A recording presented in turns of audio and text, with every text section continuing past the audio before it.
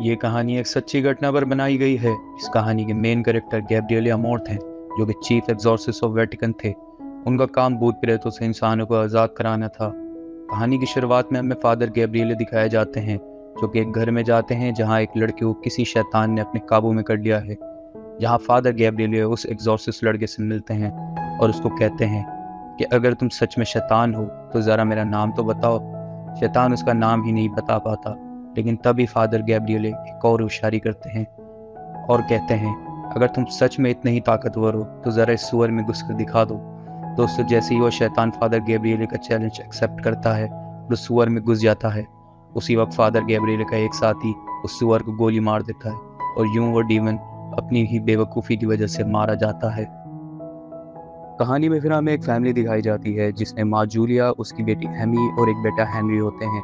ये लोग अभी अभी इस न्यू हाउस में शिफ्ट हुए हैं, जो पहले चर्च की मिल्कियत था, जहाँ एक दूसरे फादर एस्केबेल उनको वेलकम करते हैं।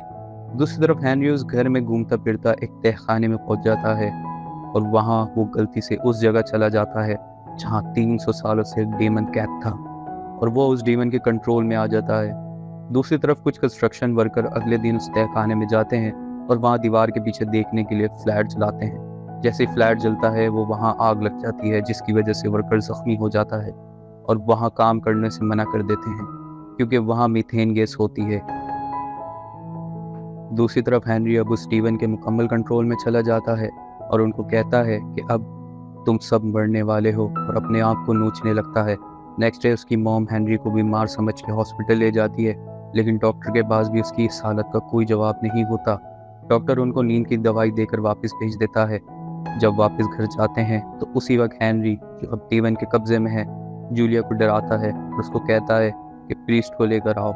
जूलिया डर जाती है और फादर एस्केबेल को बुला लाती है, लेकिन दोस्तों, जैसे ही फादर एस्केबेल रूम में जाता है वो डीमन उसे उठाकर बाहर फेंक देता है और कहता है कि गलत प्रीस्ट को लेकर आए हो।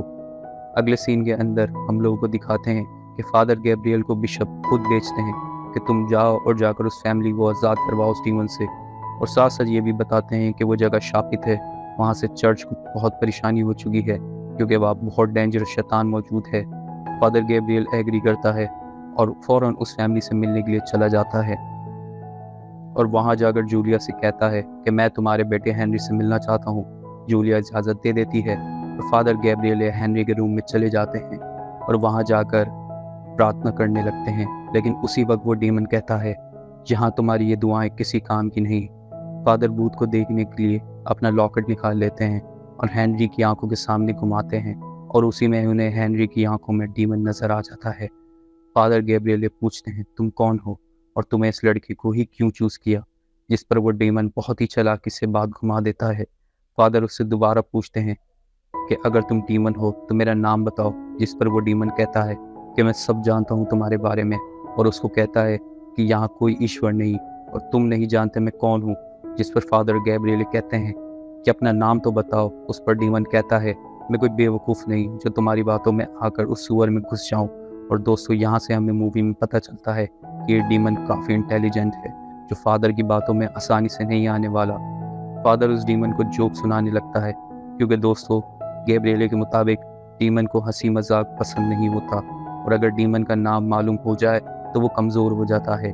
इसलिए गैब्रिएल उसका नाम जानना चाहता है, लेकिन डीमन उसको कुछ नहीं बताता, ना उसकी बातों में आता है। गैब्रिएल फिर बाहर जाकर एस्केबेल को कहता है, हमें जल्द कुछ करना होगा वरना वो डीमन इस बच्चे को मार देगा। दोस्तों, दूसरी तरफ वो डीमन अब उस फैमिली को डराने लग जाता है। फादर गैब्रिएल उनको कहता है कि अगर वो हेनरी को लेकर इस घर से गए तो वो मारा जाएगा और वो यहीं रहकर उस डीमन को हेनरी में से निकालेंगे। और फिर फादर गैब्रिएल और फादर एस्केबेल मिलकर एग्जॉर्सिज्म शुरू कर देते हैं, लेकिन डीमन बहुत ज़्यादा पावरफुल होता है और वो दोनों के पास्ट के बारे में सब जानता है। और उसी वक्त डीमन बताता है कि एस्केबेल तो ठगी था और उसके नाजायज़ ताल्लुकात थे एक लड़की से, और फादर गैब्रिएल ने तो एक लड़की को पागल करार देकर उसको मरने के लिए छोड़ दिया था। ये कहकर डीमन हंसने लग जाता है और कहता है कि तुम लोग मेरे जाल में फंस गए हो। दोनों को इसकी बातों से बहुत पछतावा होता है और वो एग्जॉर्सिज्म नहीं कर पाते, लेकिन रूम से बाहर आकर फादर गैब्रिएल को एहसास होता है कि ये डीमन का प्लान है, तो वह एस्केबेल को कहता है कि तुम इसका ध्यान रखो, मैं ज़रा इन्वेस्टिगेशन करता हूँ। फादर के जाते ही वो डीमन जूलिया और एमी पर हमला शुरू कर देता है और फादर एस्केबेल को कान भी काट लेता है दूसरी तरफ फादर को तो वो तहखाने मिल जाता है जहाँ गैस और डीमन दोनों मौजूद हैं।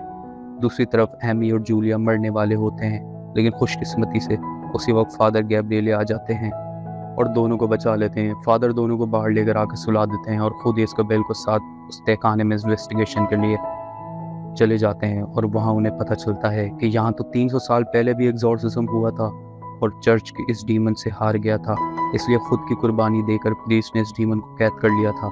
इस वजह से वेटिकन ने इस जगह को सील कर दिया था, लेकिन फिर कंस्ट्रक्शन के दौरान उस डीमन किसी तरह से बाहर आ गया और हेनरी को काबू कर लिया। फिर सीन शिफ्ट होता है और जूलिया की आंख खुलती है और वो एमी को ढूंढने लग जाती है। एमी हेनरी के साथ बैठी हुई हंस रही होती है। हाँ जी दोस्तों, डेमन ने अब एमी को भी अपने कंट्रोल में कर लिया है। दूसरी तरफ फादर गैब्रिएले को एक प्रीस्ट की बुक मिलती है जिसमें उसको इस डीमन का नाम मिल जाता है। दूसरी तरफ वो डीमन एमी और जूलिया को मारने की वाला होता है और इतने में फादर के मुंह से अपना नाम सुनकर उनको छोड़ देता है। सीन शिफ्ट होता है और फादर गैब्रिएले कहते हैं कि ये डीमन मुझे मेरे गुनाहों से डरा रहा है, इसलिए मैं अब कन्फेशन करना चाहता हूँ। और सच ये है कि मेरी गलती थी कि मैंने उस लड़की को मरने दिया। और कन्फेशन के बाद फादर गैब्रिएले दोबारा एग्जॉर्सिज्म शुरू करते हैं और एमी जूलिया को कहते हैं कि तुम दुआ करो और एस्कोबेल और मैं एग्जॉर्सिज्म करेंगे। डेमन इनको दोबारा से उनके गुनाह दिखाता है और वो एग्जॉर्सिज्म नहीं कर पाते, जिस पर डेमन ने उन सब पर अटैक कर देता है और सब मरने वाले होते हैं। कि डेमन कहता है कि फादर मुझे तुम्हारी बॉडी में आना है, अगर तुम आने दो तो ही मैं इन लोगों को छोड़ूंगा, वरना ये सब मारे जाएंगे। जिस पर फादर गैब्रिएले उस डीमन की बात मान लेता है और उस डीमन को अपनी बॉडी में आने देता है। दूसरी तरफ एस्कोबेल फौरन उस फैमिली को उस जगह से बाहर निकाल देता है। और दोस्तों, डीमन अब फादर गैब्रिएले में आ चुका है और उसका प्लान है कि फादर गैब्रिएले के ज़रिए वो चर्च को ख़त्म कर देगा। लेकिन फादर उसके कंट्रोल में इतनी आसानी से नहीं आता और ये कि तहखाने में चला जाता है और ख़ुद को जला ले और वो और डीमन दोनों मारे जाएं। लेकिन उसी वक्त डीमन फादर को धोखा देता है और वर्जिन मैरी की शक्ल में आता है, जिस पर फादर अपना कंट्रोल खो देते हैं और डेमन उसका कंट्रोल हासिल कर लेता है। उसी वक्त वहाँ एस्कोबेल आ जाता है और प्रार्थना करने लगता है, जिस पर डीमन उस पर अटैक करता है। लेकिन एस्कोबेल अपने क्रॉस को उसके फोरहेड पर लगा देता है, जिससे वो डीमन मर जाता है। और उसी वक्त थॉमस अपने वो लॉकेट फादर को देता है, जिससे फादर भी उस डीमन को मार देते हैं। और दोस्तों, इस तरह से उस डीमन का खात्मा हो जाता है।